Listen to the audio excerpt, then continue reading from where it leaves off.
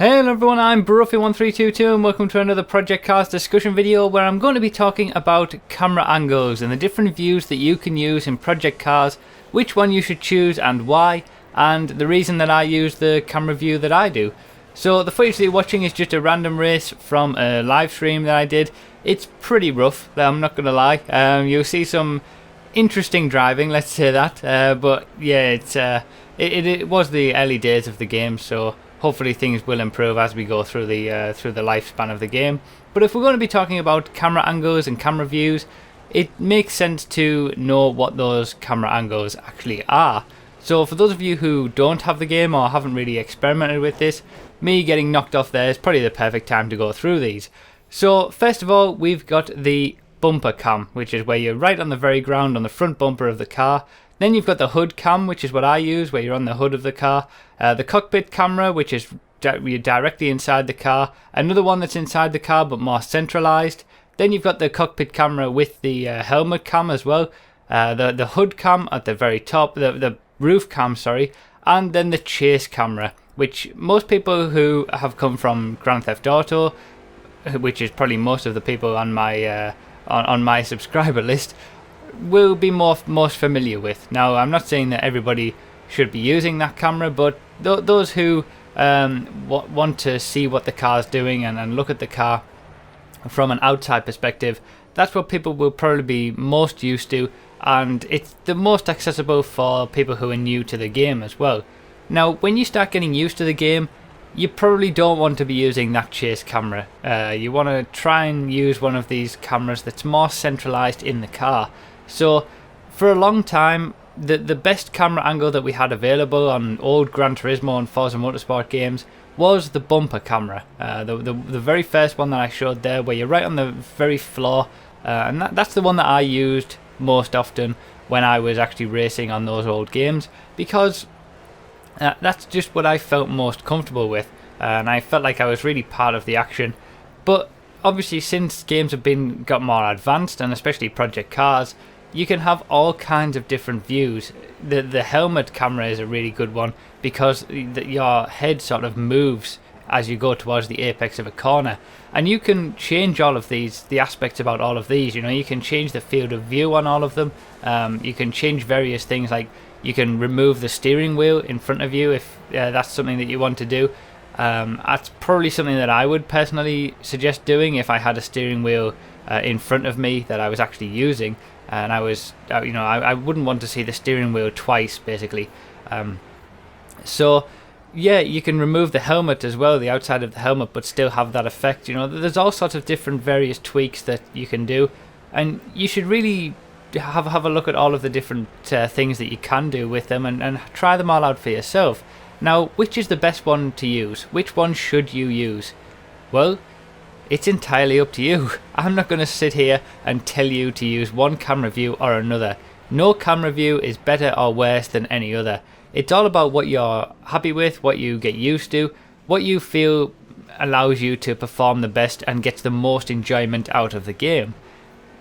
Going back to Grand Theft Auto, because this is something that a lot of people will probably be familiar with, there were basically 6 different types of views that you could use for competitive racing. Obviously, they're all chase cameras. You didn't really want to use first person view for competitive racing, and you could either have it on high or low, close, far, or medium, so halfway between those two. Now, a lot of people used high and medium, which was pretty much the default, the standard. Once you set it to high, then medium was the default, and that's what a lot of people felt comfortable with. But a lot of people used the far camera view. I myself transitioned into using the close camera view, all on the high setting. But then you'd have other people who would use all of those different views but on the low setting, and everybody who uses a different view couldn't understand how only anybody else would be able to use a separate view to them. When I'm using the close view, I can't imagine using the far view, and people who are using the high setting can't imagine how people can use the low setting, because it's just so low on the car. But the defining characteristic between all of these drivers is that they're all quick. You know, people use all different kinds of views and they win races, they get really quick lap times. It's all about what is most comfortable for you. And something like Project Cars, it's exactly the same. If you feel more comfortable with the chase camera, use that. I would personally recommend that you want to try to gradually move closer to the inside of the car. So a lot of people say that cockpit view is the best. Now, it's the most realistic, I would say, and it does give you probably a good feel of what the car is doing and the movements that the car is making, but it only makes sense if your setup allows you to do that and it's right for you. For example, I don't use cockpit view. As you can see, I use the hood view, as you're seeing here on the screen, because my setup dictates that that is the most realistic for me. Because of my distance from the screen, when I have my steering wheel, I'm quite far from the screen because I'm playing on a TV rather than a monitor or anything like that. So the whole idea is that if I used cockpit view, if I used the cockpit camera, I would not get that feeling of realism because I'm too far away from the screen. So I would feel completely out of it. Now, I have tried the cockpit camera.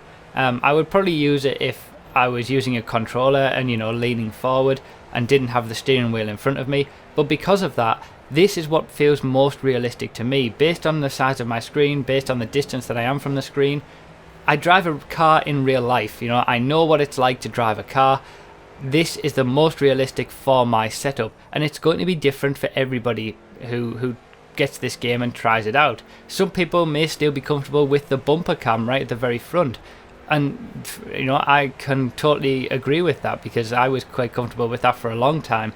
So it's not always about realism, it's about what you feel comfortable with, what you perform best at, and really you do have to try it out. You have to, same with everything in this game, you've got to try out the different views, try out the different settings that you can have within those views. If you are very close to your monitor or TV, you can, and you have a steering wheel in front of you, turn off the steering wheel in the cockpit cam, and you know, there's some really good setups that some people have where they're very, very close to the screen and their steering wheel acts as the steering wheel sort of directly in front of them, and they've got all the field of view set up, so it is as realistic as it can possibly be. This for me is as realistic as it can be based on my setup, and it's going to be different for everybody else. So you've got to play around with it, you know. If you feel like you're too far away from the action, then maybe put the camera forward a little bit. If you feel like you're a little bit too close, you know, you want to take a bit more in, pull it back and use the roof camera or the hood or the chase camera. So there's all kinds of different options there, and you've just got to play around with it. No one camera angle is better or worse than the other, and I just felt like I needed to explain also why I personally use this one. It's because of the setup that I have and the distance that I am from the screen, because I have been asked about it and why I use that camera angle.